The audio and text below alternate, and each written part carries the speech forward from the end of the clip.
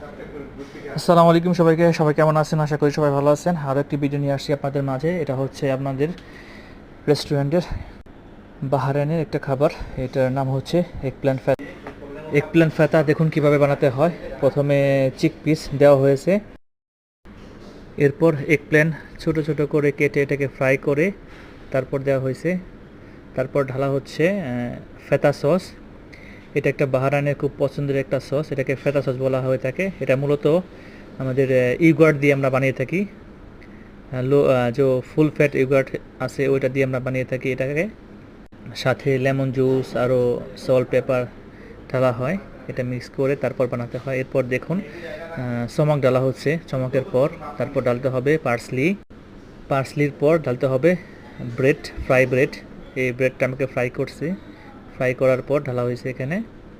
তারপর ডালা হবে পোমেগ্রানেট। ব্যাস হয়ে গেল আমাদের এগ প্ল্যান ফেতা সালাদ। তো এরকম আরও ভিডিও দেখতে হলে আমাদের সাথে থাকবেন, সাপোর্ট করবেন ইনশাআল্লাহ। আমরা আরও আপনাদের ভিডিও দেখাতে পারবো। সবাই ভালো থাকবেন, সুস্থ থাকবেন। আল্লাহ হাফেজ। আসসালামু আলাইকুম সবাইকে।